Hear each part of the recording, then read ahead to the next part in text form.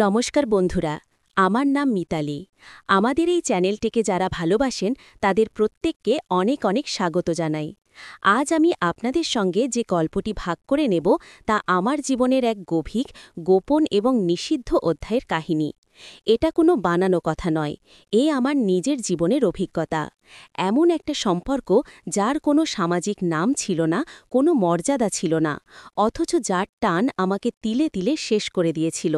যদি আমার গল্পটি আপনাদের ভালো লাগে, যদি মনে হয় আমি সৎ সাহস নিয়ে সবটা বলতে পেরেছি, তবে প্লিজ আমাদের চ্যানেলটি সাবস্ক্রাইব করে দেবেন। আপনাদের উৎসাহ পেলে এমন আরও অনেক গোপন কথা বলার সাহস পাব। এবার শুরু করছি আমার জীবন গল্প। আমার মামাতো ভাই রূপমদা।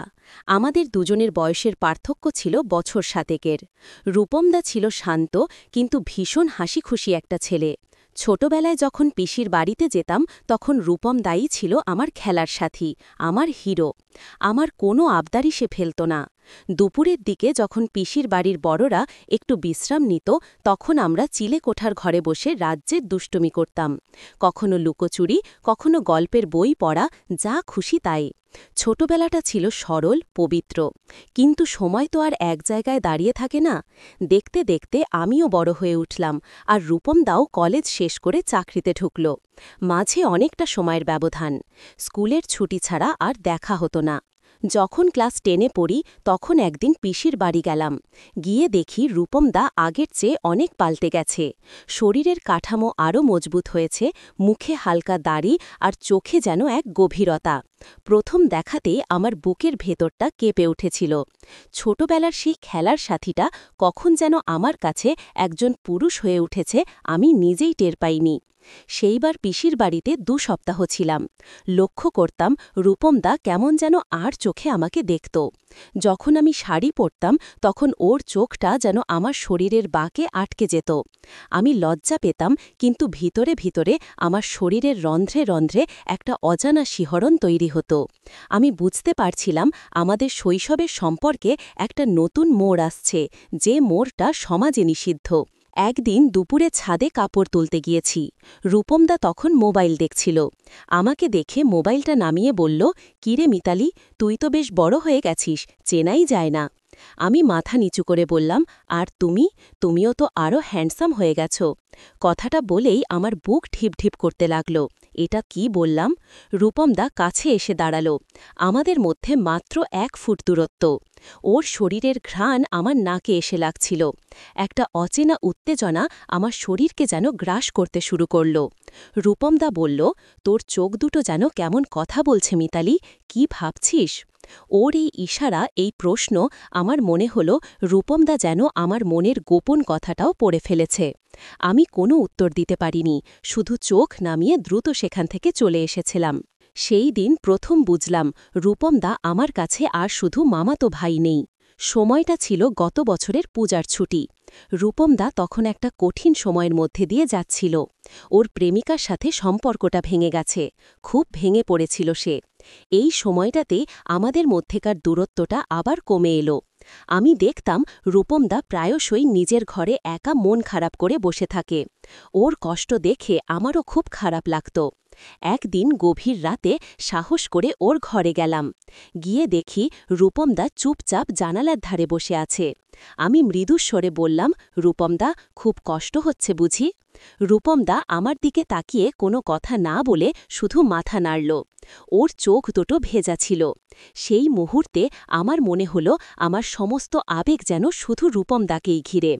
আমি ওর পাশে গিয়ে বসলাম, ওর কাঁধে আলতো করে হাত রাখলাম। এই স্পর্শটা ছিল সম্পূর্ণ আবেগের, কোনো কামনার নয়। কিন্তু এই স্পর্শটাই ছিল আমাদের সম্পর্কের মোড় ঘোরানোর প্রথম ভুল ইশারা। রূপমদা হঠাৎ আমার হাতটা টেনে নিয়ে নিজের হাতের মুঠোয় শক্ত করে ধরল। তারপর ধীরে ধীরে মাথাটা এনে আমার কাঁধে রাখল। ওর নিঃশ্বাসের উষ্ণতা আমার গলা স্পর্শ করছিল। আমার সারা শরীরে যেন বিদ্যুৎ খেলে গেল। আমি স্থবির হয়ে বসে রইলাম, এক ফোঁটা প্রতিবাদও করতে পারলাম না।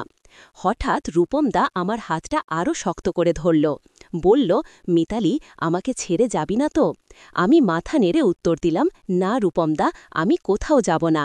এই কথাটি যেন ওকে আরও সাহস জোগাল। ধীরে ধীরে রূপমদা কাঁধ থেকে মাথা সরিয়ে আমার মুখের দিকে তাকাল।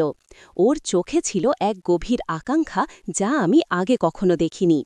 আমাদের মুখ দুটো কাছে আসতে লাগল। আমি চোখ বন্ধ করে ফেললাম। আমার শরীরের ভেতরে তখন এক তীব্র উত্তেজনা, এক নিষিদ্ধ আকাঙ্ক্ষা। আমি যেন নিজের ওপর থেকে সম্পূর্ণ আয়ত্ত হারিয়ে ফেলেছিলাম। রূপমদা প্রথমে আমার কপালে, তারপর গাল ছুঁয়ে একদম আলতো করে আমার ঠোঁটে ঠোঁট ছোঁয়াল। এই প্রথম স্পর্শে আমার সারা শরীরটা কেঁপে উঠল। একটা গভীর উত্তেজনার স্রোত আমার মস্তিষ্ক থেকে পা পর্যন্ত নেমে গেল। আমাদের এই গভীর চুমু, এই নিষিদ্ধ সম্পর্ক কেবলই জন্ম নিল আবেগের দুর্বলতা থেকে। আমরা দুজনেই জানতাম এটা ভুল, এটা সমাজের চোখে পাপ।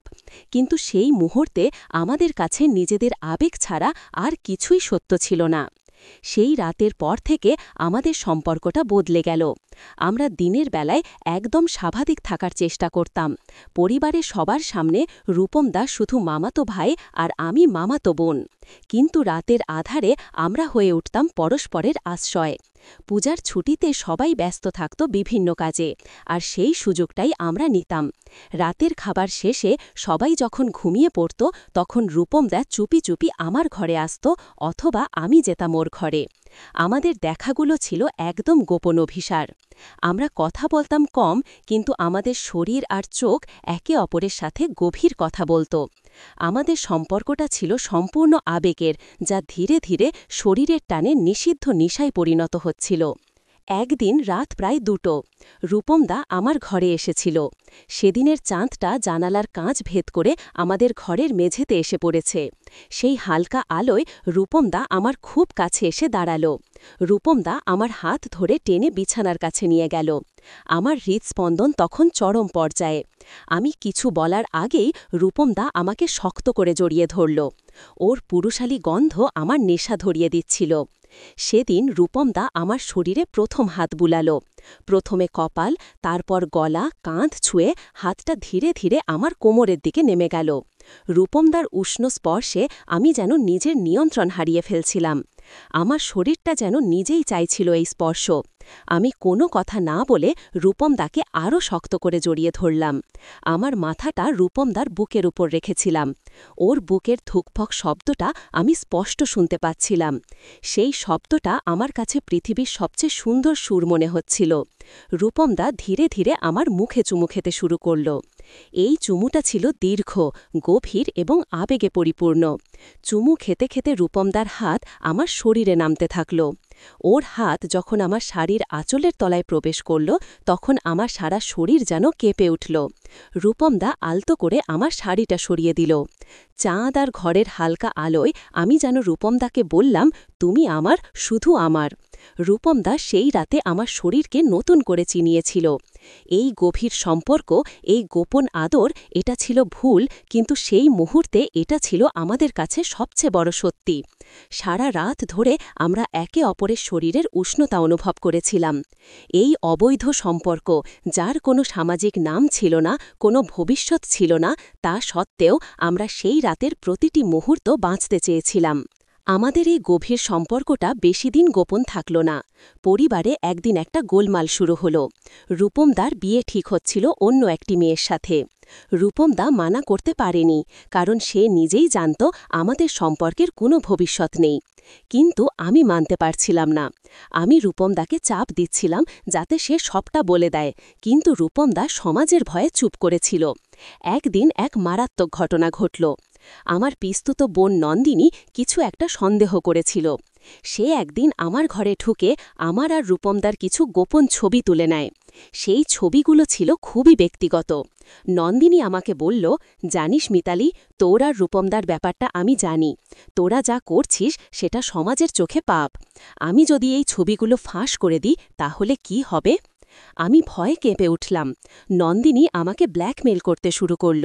সে প্রথমে রূপমদার কাছে টাকা চাইল, আর তারপর একদিন সে আমাকে বলল, যদি তোরা চাস যে এই ছবিগুলো যেন কেউ না দেখে, তাহলে তোদের একটা কাজ করতে হবে, আমাকে তোদের গোপন সম্পর্কে যুক্ত করতে হবে। এই কথা শুনে আমার মাথা ঘুরে গেল। আমি রূপমদাকে সবটা জানালাম। রূপমদা প্রথমে রেগে গেলেও ছবির ভয়ে শেষমেশ রাজি হল। আমাদের সম্পর্কটা তখন আর আবেগের সরল পথে রইল না, সেটা হয়ে উঠল ভয়, ত্রাস এবং ব্ল্যাকমেলের এক জটিল আবর্ত। আমাদের দুজনের সম্পর্কটা তখন নন্দিনীর হাতের পুতুল। সেই রাতে নন্দিনী রূপমদার ঘরে এসেছিল। আমি বাইরে অপেক্ষা করছিলাম। কিছুক্ষণ পর নন্দিনী আমাকে ভেতরে ডেকে নিয়ে গেল। নন্দিনী হাসতে হাসতে বলল, তোরা যা করিস এবার থেকে আমিও তাতে যুক্ত থাকব, না হলে সব ফাঁস হয়ে যাবে। এইভাবে আমাদের পবিত্র সম্পর্কটা ধীরে ধীরে এক নোংরা, অবৈধ এবং জোর জুলুমের সম্পর্কে পরিণত হল। আমি রূপমদাকে হারাতে চাইনি, কিন্তু নন্দিনীর চাপে আমাদের সব কিছু নষ্ট হয়ে গেল। আমাদের এই সম্পর্ক কোনো সামাজিক মর্যাদা পেল না, কিন্তু এর তীব্রতা আর গভীরতা আমাকে জীবনভর শাস্তি দিয়ে গেল। আজও আমি সেই রাতের কথা মনে করে কেঁদে উঠি।